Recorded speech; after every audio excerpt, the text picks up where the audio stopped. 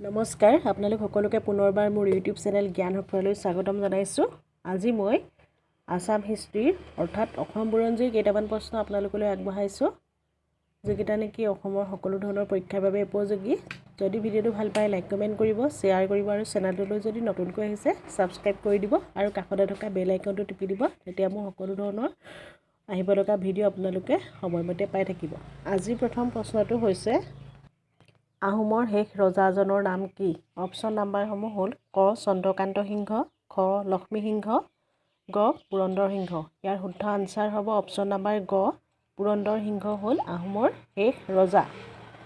Next প্ৰশ্নটো হ'ল লতাকটা ৰণ কাৰ দিনত সংঘটিত হৈছিল? অপশ্যন নাম্বাৰ ক শিৱসিংহ, খ প্ৰমত্ত সিংহ, গ ৰাজেশ্বৰ সিংহ।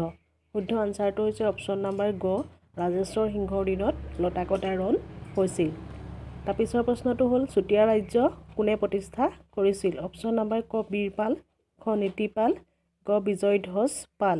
ইয়াৰ শুদ্ধ আনচাৰ হ'ব অপশ্যন নাম্বাৰ ক বীৰপালে চুতীয়া ৰাজ্য প্ৰতিষ্ঠা কৰিছিল। তাৰপিছৰ প্ৰশ্নটো হ'ল মীৰ জুমলাই কেতিয়া অসম আক্ৰমণ কৰিছিল? অপশ্যন নম্বৰসমূহ হ'ল ক 1638 চনত, খ 1662 চনত, গ 1678 চনত। ইয়াৰ শুদ্ধ অপশ্যনটো হ'ব অপশ্যন নাম্বাৰ খ 1662 চনত মীৰ জুমলাই অসম আক্ৰমণ কৰিছিল।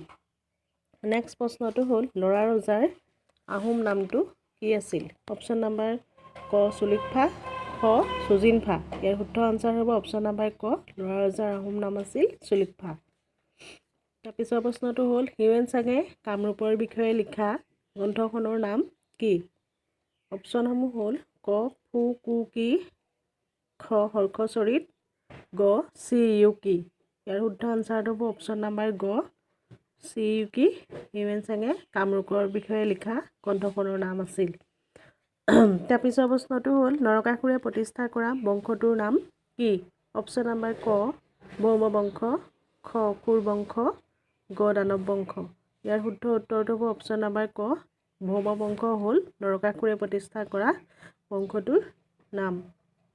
তাৰপিছৰ প্ৰশ্নটো হ'ল প্ৰাগজ্যোতিষৰ প্ৰথম ৰজাজনৰ নাম কি? অপশ্যন নাম্বাৰ ক মহিৰংগ দানৱ, খ সম্বৰ অসুৰ, গ নৰকাসুৰ। ইয়াৰ উত্তৰটো হ'ব অপশ্যন নাম্বাৰ ক মহিৰংগ দানৱ প্ৰাগজ্যোতিষৰ প্ৰথম ৰজা আছিল। তাৰপিছৰ প্ৰশ্নটো হ'ল গুৱাহাটীৰ দীঘলী পুখুৰীটো কোন ৰজাই খন্দাইছিল? অপশ্যন নাম্বাৰ ক ভগদত্ত, খ বাণ ৰজা, গ বজ্ৰদত্ত। ইয়াৰ উত্তৰটো হ'ব অপশ্যন নাম্বাৰ ক ভগদত্তই গুৱাহাটীৰ দীঘলী পুখুৰীটো খন্দাইছিল।